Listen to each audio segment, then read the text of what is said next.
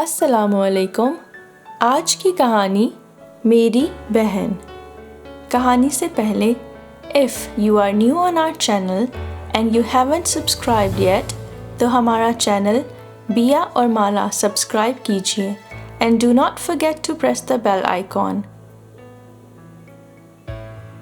یہ کہانی میری پیاری اور اکلوتی بہن سارہ کی ہے۔ سارہ جیسی خوبصورت اور سلیقہ مند ہمارے پورے خاندان میں اور کوئی بھی نہ تھی۔ وہ صرف میری ہی نہیں، میرے والدین کی بھی آنکھوں کا تارا تھی۔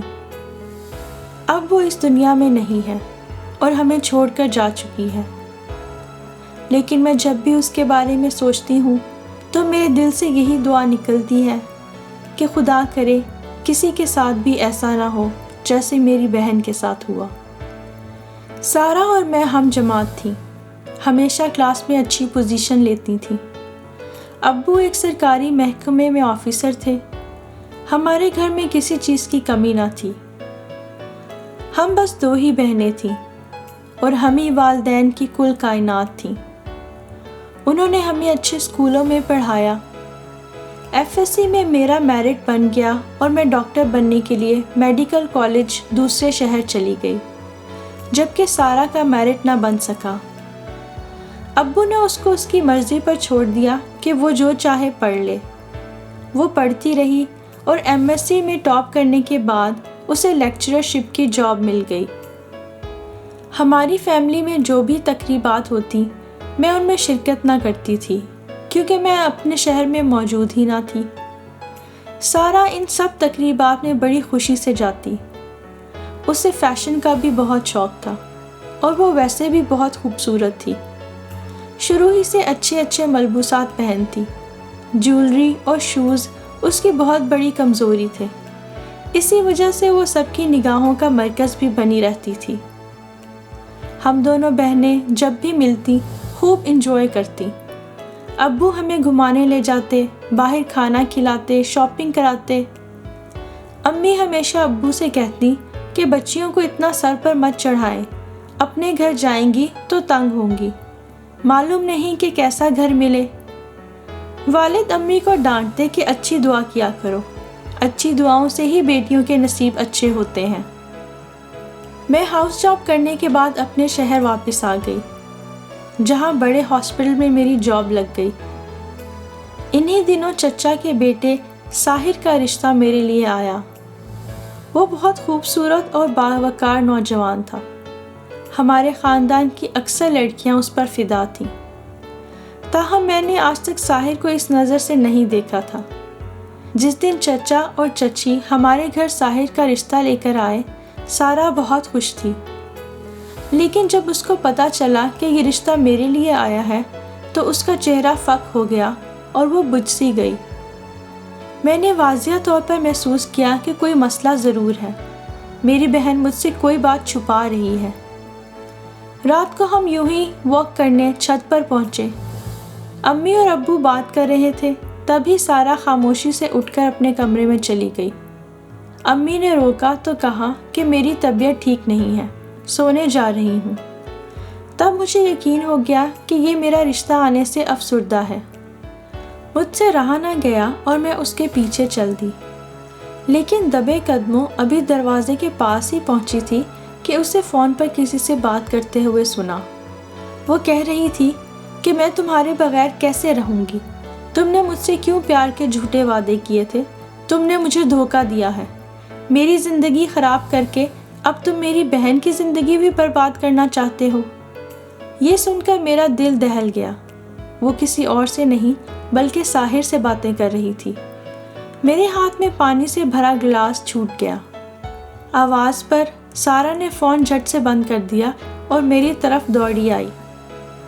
سدرا، میں تمہیں یہ بتانا چاہ رہی تھی مگر میں کیسے بتاتی، کچھ سمجھ میں نہیں آ رہا تھا۔ وہ بہت پریشان اور گھبرائی ہوئی تھی۔ میرا سر گھوم رہا تھا۔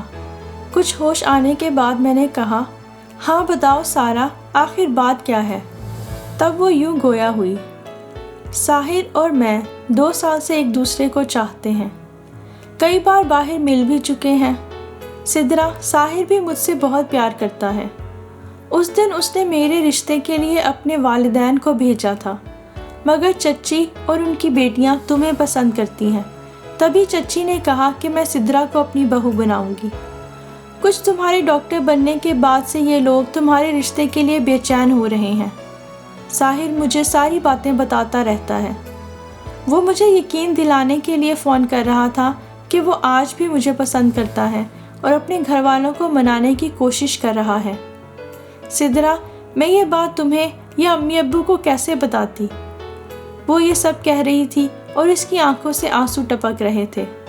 میں نے اسے چپ کرایا اور کہا کہ ساحر کل بھی تمہارا تھا اور آج بھی تمہارا ہے اور ہمیشہ تمہارا ہی رہے گا۔ میں خود امی ابو کو بتاؤں گی اور تمہاری شادی ساحر سے کراؤں گی۔ یہ سن کر وہ خوشی سے مجھ سے لپٹ گئی۔ اس شب میں ساری رات سو نہ سکی۔ سارا اور ساحر کے بارے میں سوچتی رہی اور دعا کرتی رہی کہ جو بھی ہو اچھا ہو، میرے لیے اور میری بہن دونوں کے لیے۔ صبح اٹھی تو سارا کالج پڑھانے جا چکی تھی۔ گھر میں صرف امی اور میں تھی۔ امی نے کہا کہ تیار ہو جاؤ، میں تمہارا ناشتہ تیار کرتی ہوں۔ میں نے انہیں ٹالا کہ آج دل نہیں چاہ رہا، میں نے چھٹی لے لی ہے۔ امی نے پریشانی سے پوچھا کہ خیر تو ہے؟ پھر میں نے ان سے کہا کہ آج مجھے آپ سے ایک ضروری بات کرنی ہے۔ پھر ہمت کر کے میں نے امی کو سب کچھ بتا دیا۔ پہلے تو وہ غصہ ہوئی، مگر پھر میں نے انہیں سنبھال لیا۔ ادھر ساحر نے اپنے ابو کو اعتماد میں لیا تو انہوں نے بھی ساحر کو کہا کہ تمہاری شادی سارا سے ضرور ہوگی، فکر نہ کرو۔ پہلے مجھے علم نہیں تھا کہ تم سارا کو پسند کرتے ہو، تبھی ہم نے سدرا کا رشتہ مانگ لیا۔ اب تمہاری خوشی پوری ہوگی۔ چچا نے چچی اور اپنی بیٹیوں کی بات نہیں سنی اور ساحر کا رشتہ سارا کے لیے مانگ لیا۔ انہوں نے ابو سے بات کی اور بتایا کہ مجھے معلوم نہیں تھا کہ میرا بیٹا کیا چاہتا ہے۔ اگر آپ کو اعتراض نہ ہو تو آپ سدرا کی جگہ سارا کو ہماری بہو بنا دیں، اسی میں بچوں کی خوشی ہے۔ ابو نے ان کی بات مان لی اور چچا نے وہیں کھڑے سارا کے سر پر پیار دیا اور اس کے ہاتھ میں شگن کے پیسے رکھ دیے۔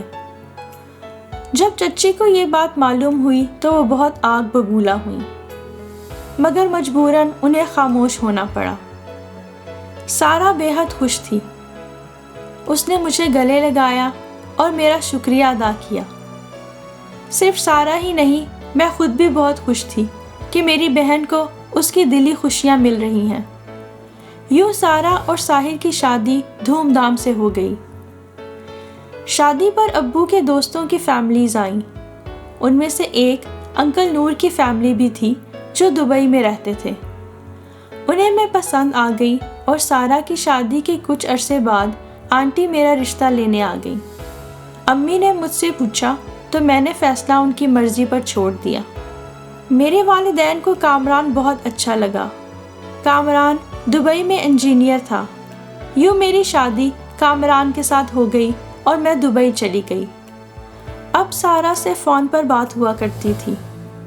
وہ اپنی ساس اور نندوں سے بے حد تنگ تھی، لیکن ساحر کی تعریفیں کرتے نہ تھکتی تھی۔ وہ ساحر کے ساتھ بہت خوش تھی۔ اللہ کا شکر تھا کہ میرا سسرال بہت اچھا تھا۔ کامران میرا بے حد خیال رکھتے تھے۔ میں نے امی ابو سے اصرار کیا کہ وہ مجھ سے ملنے دبئی آئیں اور سارا کو بھی ساتھ لے کر آئیں۔ انہی دنوں میں ساحر کی سعودی عرب میں جاب ہو گئی اور وہ سارا کو چھوڑ کر سعودی عرب چلا گیا۔ ساحر کے جانے کے بعد چچی اور سارا کی نندیں اس کو اور بھی تنگ کرنے لگیں۔ چچا اس کا خیال رکھنے کی کوشش کرتے، لیکن وہ اکثر سارا دن گھر سے باہر ہی رہتے تھے۔ سارا کی شادی کو 1 سال ہو چکا تھا، لیکن ابھی تک کوئی اولاد نہ ہوئی تھی۔ اس کی ساس اسے کڑوی کسیلی باتیں سناتی اور بات بات پہ یہ کہتی کہ میرے بیٹے کے خود گلے پڑی ہے یہ لڑکی، ہمیں تو ذرا بھی پسند نہ تھی اور ابھی تک میرے بیٹے کو کوئی اولاد بھی نہ دے سکی۔ سارا جاب کرتی تھی، خود بھی کماتی تھی اور گھر میں بھی خرچہ دیتی تھی، لیکن پھر بھی وہ چچی کو نہیں بھاتی تھی۔ امی اور ابو دبئی مجھ سے ملنے کے لیے آئے تو سارا کو بھی اپنے ساتھ لائے۔ وہ جتنا عرصہ میرے پاس گزار کر گئی میں آج بھی ان دنوں کو یاد کرتی ہوں۔ مجھے یاد ہے کہ وہ اپنا سارا دکھ بیان کرتی تھی تو میں اسے تسلی دیتی تھی کہ اچھا وقت بھی ضرور آئے گا۔ 1 مہینہ امی ابو اور سارا میرے ساتھ گزار کر واپس پاکستان چلے گئے۔ پاکستان جانے کے بعد سارا کے گھر میں لڑائیاں بڑھنے لگیں۔ 1-2 بار وہ لڑ جھگڑ کر امی کے پاس بھی آ گئی۔ امی نے اس کو سمجھا بجھا کر واپس بھیج دیا کہ گھر میں ایسی باتیں ہوتی رہتی ہیں۔ وہ خاموش ہو جاتی اور واپس لوٹ جاتی۔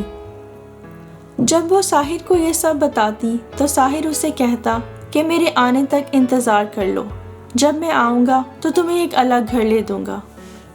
پھر ساحر 3 مہینے کی چھٹیوں پر پاکستان آیا تو اس نے واقعی سارا کو ایک الگ گھر خرید دیا۔ سارا بہت خوش تھی اور اب اس نے سکھ کا سانس لیا، مگر ایک مسئلہ یہ ہوا کہ اسے اکیلے گھر میں کیسے چھوڑ کر جا سکتا تھا۔ ساحر نے میرے امی ابو سے بات کی تو وہ سارا کے ساتھ رہنے پر تیار ہو گئے۔ اب امی ابو سارا کے ساتھ اس کے گھر رہتے تھے۔ ساحر کے جانے کے بعد سارا ماں بننے والی تھی۔ وہ سارا عرصہ امی ابو اس کے ساتھ ہی رہے۔ اللہ نے سارا کو ایک پیارے سے بیٹے سے نوازا۔ بیٹی کی خوشخبری سن کر ساحر نے 1 مہینے کی چھٹی لی اور وہ پاکستان واپس آ گیا۔ سارا اور ساحر اپنے بیٹے کی پیدائش پر بے حد خوش تھے۔ ابو نے ساحر سے کہا کہ اب وہ پرماننٹلی واپس اپنے ملک آ جائے اور آ کر اپنی بیوی اور بچے کی ذمہ داری اٹھائے، کیونکہ امی ابو کچھ ہفتوں بعد حج پر جانے کا ارادہ رکھتے تھے۔ ساحر نے انہیں بتایا کہ اس کا جاب کانٹریکٹ مزید 2 سال کا ہے اور وہ اس سے پہلے واپس نہیں آ سکتا، لیکن اگلے سال سارا کو ضرور سعودی عرب ساتھ لے جائے گا۔ پوتے کی پیدائش پر چچی بھی ساری ناراضگی بھلا کر خوشی خوشی ملنے آئیں۔ وہ اس بات پر بہت خوش تھیں کہ ان کے ہاں پوتا پیدا ہوا ہے۔ سارا نے بھی ساری پرانی باتیں بھلا کر انہیں گلے لگایا اور خوب خاطر مدارت کی۔ ساحر نے اپنی پریشانی اپنے ایک دوست کو بتائی جو اپنی بیوی کے ساتھ کرائے کے مکان میں رہتا تھا کہ سارا کے والدین حج پر جا رہے ہیں اور کوئی ساتھ رہنے والا نہیں ہے۔ اس نے کہا کہ ہم اوپر والے پورشن میں کرائے پر آ جاتے ہیں، تمہارا یہ مسئلہ حل ہو جائے گا۔ میرے بہنوئی کو یہ مشورہ پسند آیا۔ ساحر نے کہا کہ کرایہ دینے کی ضرورت نہیں، اللہ نے ہمیں بہت عطا کیا ہے، بس تم لوگ آ جاؤ اور میری بیوی اور بیٹے کا خیال رکھنا۔ اس طرح ساحر کا دوست دلاور اور اس کی بیوی نائلہ سارا کے اوپر والے پورشن میں شفٹ ہو گئے اور امی ابو حج پر روانہ ہو گئے۔